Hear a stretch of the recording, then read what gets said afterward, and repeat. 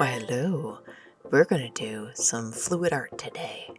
I got some tea. I know it looks like coffee. It's tea. We got liquid acrylics. Look at this one. Oh, look at this one. And maybe this one too. Tip for those starting out. This is what I use to wash my brushes. It's just a piece of wood that I nailed some clothespins to and just set it on top of a bucket. The bucket that I got it's an old coffee can. I drink a lot of coffee. So look, you just put it right in there. It will hold it in the water, above the water. I don't know, it's a cheap way to just take good care of your brushes. Please take care of your supplies. Some wire racks from the dollar store.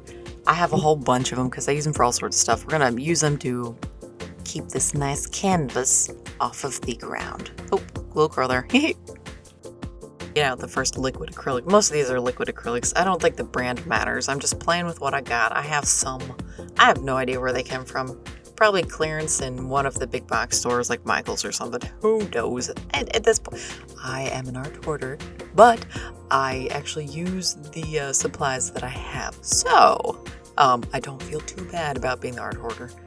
These Liquitex ones are super vibrant and super pigmented, so I'm kind of happy with them. This is the first time I'm using them. I've never done fluid art, and I thought this would be a fun way to use up some supplies that I already have and see what they do. I keep seeing on YouTube other people do like the pour art, and I think it's so beautiful and how unexpected that things can turn out. I really like that. I like that surprise. I want more of that kind of stuff. So that's why we're tilting this, to figure out where it's gonna go and just let it decide. Let the paint go where it wants to go. And let me tell you, this is just, I'm just gonna get paint everywhere, okay? It is what it is. Look at this one. It's a nice silver one. Silver, what am I saying? Gold. But I think it's stuck in there. Like, I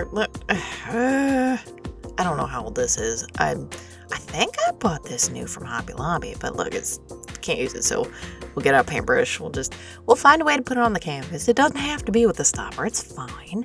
This one is actually kind of thick, so I don't know how I feel about this one. It's not very liquidy. Like the Liquitex is like straight water liquid, but with so much color in it.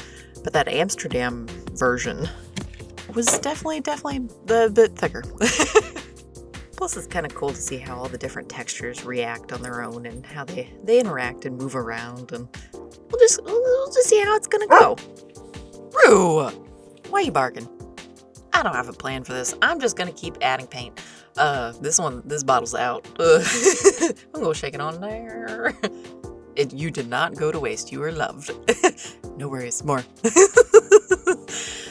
So we're just gonna keep adding paint, lots and lots of paint, and look at it start to move around the super interesting liquid flowing dynamics. Oh my. I could see myself get into this because just the way that the paint is deciding to move around is trying to create some really beautiful shapes and textures, and it's just that the movement. Just even watching it, I guess that's part of the art now, isn't it? At least it is for the video, because I have two things. I have the video and I have the painting.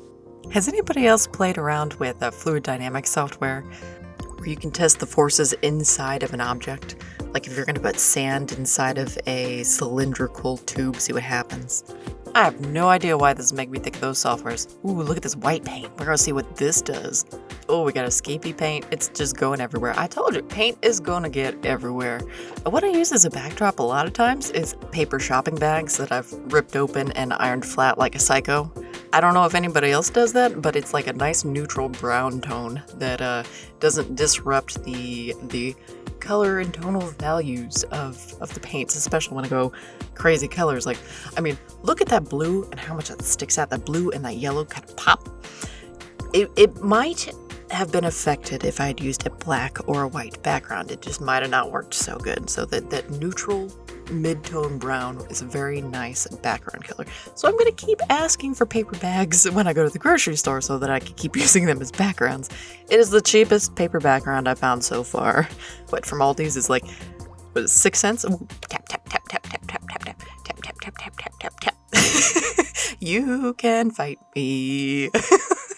I do what I want on this channel because, at the end of the day, I have to keep myself amused. Otherwise, it is not worth the effort to make these videos. It takes hours of production, hours of editing, hours of every step of this just to produce this thing. I am my own indie film studio. I do every single part of this myself, and it takes much longer than you'd expect if you've never made a YouTube video before. Try one. If you want to make a video, please do. Try to make one and see if you like it. Use what you got and see if you like the process. I'm not trying to dissuade anybody. I'm just trying to be honest about how much effort goes into making these things. When I started, I was not prepared for the level of complexity of this. I just was not. And I don't know if I would have believed if anybody else told me how many steps goes into this thing. I don't know if I would have believed somebody, but it's very hard to make these things. It just is. I've had to learn a lot of new steps of things and softwares that I haven't touched in probably 10 years. We're approaching the end of the flowy goodness. I'm glad you're hanging around with me today. I hope you had a good time. Keep your cup full and go make some cool stuff, okay?